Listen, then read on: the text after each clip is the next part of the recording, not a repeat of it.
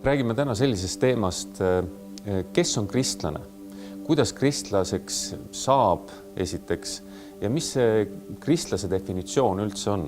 Ma olen palju kuulnud, kuidas inimesed ütlevad, et ma olen kristlane, samas nende elu päris seda ei näita. Ja veel järgmine variant on sellest see, et kui inimene ütleb, ta on kristlane, aga samaaegselt tegeleb ta veel mingite muude vaimulike või siis vaimsete praktikatega ja need ei ole kuidagi piibliga kooskõlas. Nii et kes on kristlane? Kristlane on üks selline definitsioon, mida ausutades ammendavat definitsiooni on päris raske anda, sellepärast et see on niivõrd komplitseeritud küsimus. Ja tänapäeval eriti on kõik asjad nagu koogel-moogel segi ja aina segasemaks läheb kogu aeg. Et me katsuksime täna siin sinuga vesteldes leida mõned pidepunktid. Võib-olla alustame sellest, mis ta ei ole. Kristlane ei ole inimene, kes on koguduse liikmete nimekirjas. Ta võib olla, aga ta ei pruugi olla. Koguduse liikmete nimekirjas on palju inimesi, kes ei ole kristlased. Ja selle kohta öeldakse isegi, et mõned inimesed, kes arvavad, et nad on kristlased, nad tegelikult ei ole nende koguduse liikmete hulgast. Ja teised, kes nagu tegelikult on, nemad siis on, eks ole. Et öeldakse ka, et nähtava koguduse sees on nähtamatu see tegelik kogudus, keda siis Jeesus tunneb või keda Jumal tunneb omadena. Ja et kuidas sellel vahet teha, see on kõigi koguduste, kõigi maailma küsimus ka, et üks usklike kamp puha, eks ole, et kust me teame, kes need päris usklikud seal on või ei ole. Jeesus andis sellele suhteliselt ammendava vastuse, viljast tunnete neid. Et hea puu ei saa kanda halba vilja, halb puu ei saa kanda head vilja. See on nüüd võib-olla kõigi jämedam niisugune lugu. Aga mis need viljad siis on? Viljad on esiteks selgus, rahu, puhtus, pühadus, õiglus, õige olemine, niisugune halastus, armastus, pikk meel. Need on vaimuviljad ja need on üles loetud Galaate kirjas 5. peatükk 21. Ja seal on need kontrasteeritud lihategudega. Lihateod on, seal on terve pikk nimekiri, ma ei hakkagi lugema, mis on nagu inimese füüsilise lihaliku olemise viljad või need ilmingud, eks ole. Ja meil on nüüd siis valida tegelikult, kas me oleme kristlastena, kui me oleme kristlased, siis me saame olla nii ühe kui teise meelevalla all. Nüüd see on huvitav, et inimene, kes ei ole kristlane päriselt, tema ei saa olla nii ühe kui teise all. Selles mõttes, et tema saab olla ainult oma lihaliku asja all. Ta ei saa vaimu all olla, vaimuviljades. Aga kristlane, kes on kristlane, tal on võimalik olla ka selle endise all, kus ta on olnud. Aga Piibel ütlebki Uues Testamendis ka mitmes kohas, et te peate endale meelde tuletama, et te olete ju puhastatud endistest asjadest ja et te olete need ju ära heitnud ja te peate uuesti hetkendast ära see vana inimene ja riietuge uue inimesega. Aga nüüd me oleme juba tulnud vana ja uue juurde ja minu meelest, ma ei tea, kuidas sulle tundub, aga minu meelest kogu see asi saab alguse sisemisest transformatsioonist, et kas see on toimunud või ei ole, kas inimene on Jumala vaimu läbi Jumala sõna kaudu või Jumala sõnast usu läbi uuesti sündinud, uuesti sünnitatud, uueks loodud või ei ole. Ja ma tahaks öelda, et minu meelest, nii palju kui ma saan aru, lihtne sakrament näiteks, ristimine või leeritamine või seda automaatselt ei tee. Seda ei tee ka automaatne isegi see, kui sa nagu vuristad maha päästapalve, mida siin paljud ütlevad, et loe päästapalve. Sa võid ju päästapalvet lugeda, aga ma olen Nõukogude Liidu konstitutsiooni ka lugenud, eks ole. Ega see ei tee minust veel kommunisti, eks ole. Et ma võin lugeda palju asju, küsimus on, kus mu süda on, kas mu süda on avatud, kas ma tahan seda, sest et või ei taha või on see mingisugune vorm või see on vormitäide või ma teen seda selleks, et pääseda kirikus laulatusele või mida iganes. See on miljon motiivi, mismoodi ma võin teha seda. Aga need asjad avanevad ja vaimsed asjad üleüldse reaalselt hakkavad tööle siis, kui sul on tõsi taga. Nii et Jeesus ütles ühe niisuguse vihje, õiged kummardavad isa vaimus ja tões. See tähendab vaimus oma sügavamas olemuses, aga ühtesi kooskõlas ka Jumala vaimuga ja tões see tähendab, et nad on iseenda suhtes ausad ja nad on ka kooskõlas Jumala tõega. Ühesõnaga, nii et need kõik asjad peavad ühe joone peal olema. Kui need on ühe joone peal ja see tuleb siit sügavalt seest ja see on sinu tegelik soov, siis need palved on efektiivsed ja siis võetakse sind kuulda ja vot see on huvitav, et siis ei ole bürokraatia oluline. Ma tean inimesi, kes on suures hädas otsinud Jumalat ja kellel on öeldud, et kuule, loe see päästmise palve. Ja nad on pool purjus peaga seda teinud, mõelnud, et sest niikuinii midagi ei muutu. Ja nende sees on reaalne muudatus toimunud. Ja siis ma tean teisi, kes ei tea mida kõike läbi teinud kõikide oluliste tähtsate juhtide nagu juhendusel, kas või meiesuguste juhendusel ja vot ei saa pihta asjale. Ei tule läbi. Et midagi on nagu ees kuskil ja kuskil on mingi nuki taga on sisemiselt see asi kinni. Et mida ma üritan öelda on see, et siin ei ole automatismi, aga selle kõige võtmeks on uue loodu teke. Kui kas on uus loodu inimesest tekkinud või ei ole tekkinud ja kui ei ole tekkinud, siis ei ole kristlane. Et meil on ühiskonnas levinud selline arusaam, et kui sul on olulised kristlikud väärtused, inimene ütleb, ma järgin kristlikke väärtusi, ma käin isegi kirikus, no ma isegi annatan sinna raha kurranduskarbikesse või teen midagi heategevust või midagi ennast. No et kui inimene juba kirikus käib ja järgib neid väärtusi või tähendab, tunneb huvi nende vastu, isegi annetab kirikusse või mingil viisil võtab osa, võib-olla isegi kuulub kogudus, kindlasti on kristlane. Jumal ütleb, et ei ole. Ei, absoluutselt ei ole. Et selline ütlemine, mis ütleb, et kui sa oled kiriku liige, siis sa oled nagu noalaevas ja siis sa oled kindlasti päästetud. Kirik ei päästa, Jeesus päästab, Jumal päästab. Kirik, me ei saa inimesi kutsuda kiriku juurde, me saame inimesi kutsuda Jumala juurde. Ja siin on nagu minu mõelest see kardinaalne vahe, kui me võtame see tõeline kogudus, kes koosneb uueks loodud inimestest, kellest on saanud uus loodu Kristuses Jeesuses, kelle kohta Piibel ütleb, et kui keegi on Kristuses, siis ta on üks vaim Jumalaga. Nende vaimud on ühendatud, nad on üks ja seesama vaim, eks ole. Siis need inimesed kaheldamatult on noalaevas nii-öelda. Neid ei ole võimalik Kristusest lahutada, sest Jumal on üks oma kogudusega. Aga see ei laiene automaatselt kõigile, kes talitustest osa võtavad ja see ei laiene automaatselt ka nendele kõigile, kes on kiriku nimekirjas, eks ole, kes on kursused läbi teinud või mis iganes, eks ole. Nii et selles mõttes, kes see kristlane õieti on, kes on usklik ja kes ei ole, vaat siin on nüüd erinevaid asju võimalik näida. Ma tooksin veel ühe teguri sisse siia. Inimene, kes on uus loodu, nagu sa isegi tead, ma ei tea, minul ei ole vist läinud niimoodi, et kui ma olen uus loodu, et siis mul on kõik ühe ropsuga korras. Ma olen uus loodu, aga ma võin olla tõesti jõhker patukott mõnes asjas veel. Ma võin olla nagu mitte seda, et ma saaksin vabalt nagu kahe suupoolega seda vana elustiili jätkata. See muutub mulle kiiresti võimatuks, aga kõik need negatiivsed asjad, kõik need selle maailma vaimsuse ja selle lihaliku meele asjad ei kao niimoodi ühe silmapilguga minu elust ära. See võtab aega. Ja teinekord, kui ma liigun nendest asjadest välja, siis võib juhtuda, et ma kukun tagasi ka.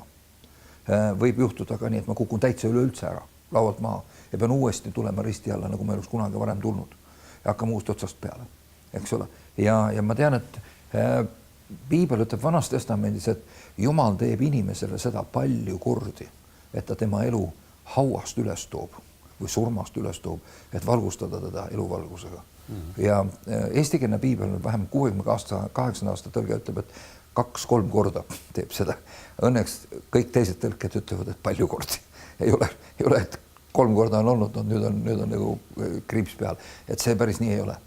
Aga et kes on kristlane, võib-olla kõige täpsem on see määratlus, et see, kes seda kõigest vähest ise tahaks olla.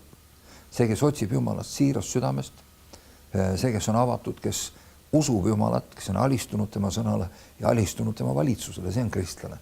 Sest et sa võid Piiblit lugeda, aga mitte alistuda sellele. Sa võid Jumalat uskuda, kurat ka usub, et Jumal on olemas. Kurjad vaimud usuvad, et Jumal on olemas. See ei tähenda mitte midagi. Küsimus on, kas sa alistud ta valitsusele. Kas ta on sinu issand tegelikult? On ta sinu valitseja? On ta sinu kuningas?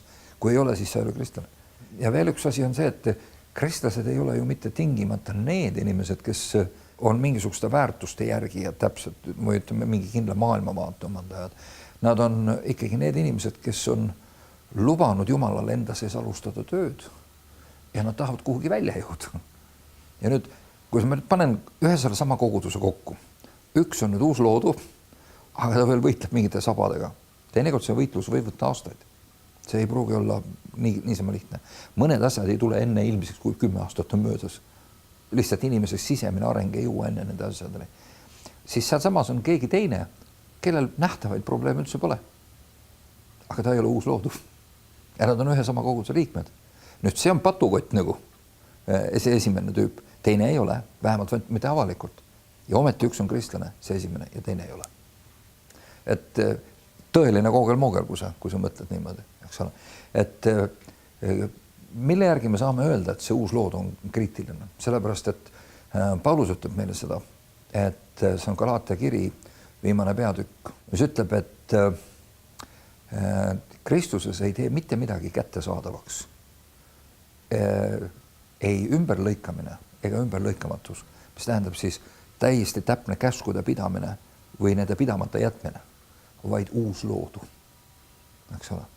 Siis teine, kui keegi on Kristuses, siis ta on uus loodu. Ütleb 2. Korintuse 5:17. Eks ole? Vaata, vana on möödas, kõik on saanud uueks. Eks ole? See uuenemisprotsess on alanud ja ta nüüd tahab levida nagu mingi nanoviirus kõigisse inimese elualadesse. Ja see on samuti protsess. Johannese evangeeliumi 1. peatükk ütleb 12. salmis, et aga kõigile, kes teda ehk Kristust vastu võtsid, neile andis ta väe saada Jumala poegadeks. See on täiesti vapustav kirjakoht, eks ole. Kes usuvad tema nimesse, kes ei ole sündinud ei mehe tahtest ega liha tahtest ega mingist muust verest, näiteks kloonimise teel või paljundamise teel või mida iganes, vaid kes on sündinud Jumalast. Nii et Jeesus ütleb Nikodeemusele, kes on suur kohtu liige, eks ole, ta ütleb, et sa pead uuesti sündima. Ja Nikodeemus oli täiesti nagu soomlased türmistunud, eks ole, et ta absoluutselt ei saanud aru, mismoodi ma olen 40 aastat vana, kuidas ma saan uuesti sündida, ema sisse tagasi pugeda, et see on ju igatepidi võimatu. Jeesus ütleb, sa ei saanud aru, et see, mis lihast on sündinud, see on liha, me ei räägi sellest, mis vaimust on sündinud, see on vaim. Et meie sisemine olemus, meie vaim peab uuesti sündima, saama uueks loodud.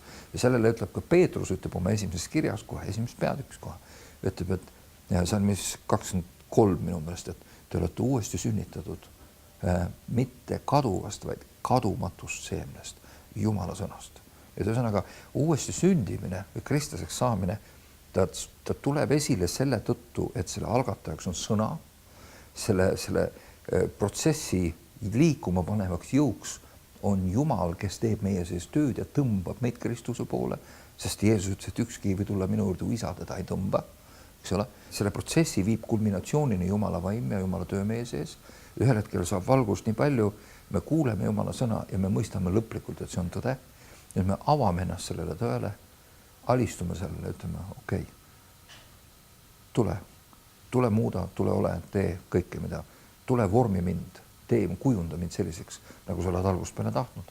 Ja ma alistun sulle, ma võtan nüüd sinu normid oma normideks ja ma nagu kõigest väest suunan oma tahte ja jõu tegema seda, mis on sulle meelepärane. Ühesõnaga ma ütlen, sinu riik tulgu ja sinu tahtmine sündigu. See on see, nagu, millest sa tunned ära. Kui ma seda teen, automaatselt mul tekib see koht, et ma näen, et ma olen vastuolus Jumala seadusega ja mul tuleb nüüd midagi ette võtta, ma pean meelt parandama. Mul tuleb oma patud tunnistada, ma pean need lepitama Kristuse vere läbi, eks ole. Ja kui ma nüüd palun, et Jeesus lepitaks mind ja tuleks mu südamesse, oleks mu kuningas, looks mulle uue vaimu nii-öelda, uuenduks mu sees selle õige vaimu. Jumal teeb seda, sellepärast, et ma seisan tema sõna peal, selle protsessi on pannud liikuma tema ise, eks ole, see kõik on temast nii-öelda. Ja lõpuks, kui see uus lood on minu sees sündinud, eks ole, nüüd on minu nimi kirjas Jumala eluraamatus.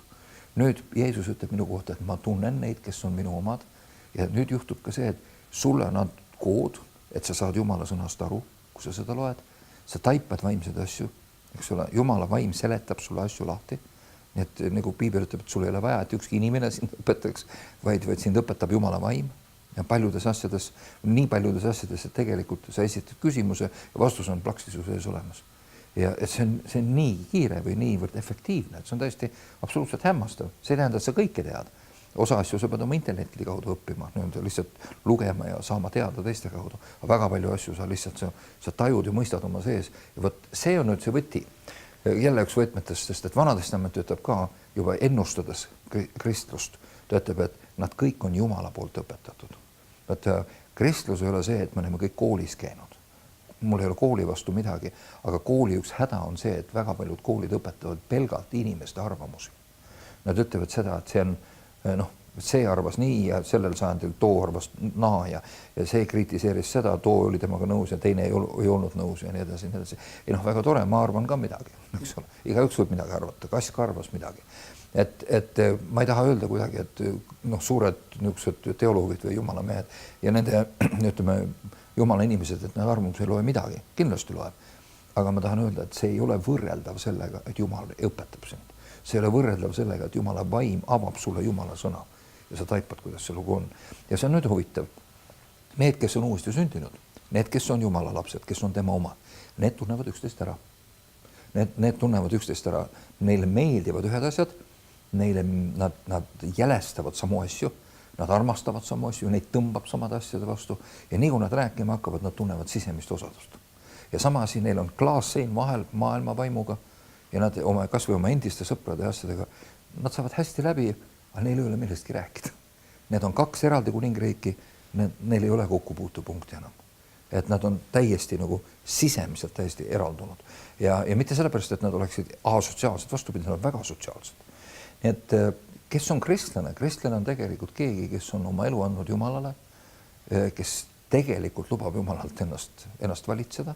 See, kes igatseb Jumalat ja kes hoiab üleval seda sidet Jumalaga. Me võime selle sideme ära lasta kustuda ka. Me võime tagasi minna, me võime tagasi vajuda täiesti, aga siis me peame uuesti tulema. Annab Jumal armu, siis me saame uuesti tulla. Kas kristlase definitsioonina võiks ka kasutada selliselt, et kristlane on inimene, kelle sees elab Jumala püha vaim? Absoluutselt kindlasti. See kõik ongi tegelikult Jumala püha vaimu töö ja selle eesmärk ongi see, et me saaksime Jumala vaimu oma füüsilisse kehasse elama. See võiks öelda, et see inimene, kelles elab Jumala vaim, see on kristlane. Seega me võime ütelda ka seda, et need, kes väidavad ennast olevat kristlased, aga tegelikult opereerivad mingites muudes huvitavates teistes vaimsetes praktikates. Mitte väga huvitavates, aga just jutumärkides, eks. Siis nad ikkagi ei ole kristlased. Jah, kindlasti mitte. Jumal ei kannata segusid, mingist miksi Jumalal ei ole. On kas see või on teine. Kui ei ole seda, siis on teine. Nii et me saame kristlasena nimetada ikkagi neid inimesi, kes on, nagu sa ütlesid, pühavaimu kandjad ja uued loodud. Nad on need, kes armastavad Jumalat kogu oma südamest ja tegelikult nende seest lähtub elu. Just. See ei ole nii pidi, et me täidame mingeid reegleid ja siis me hakkame saama elu, vaid vastupidi. Just, see elu paneb meid täitma neid reegleid. See on vältimatu vajadus, sisemine vältimatu vajadus täita seda. See on seest poolt välja, mitte väljapoolt sisse.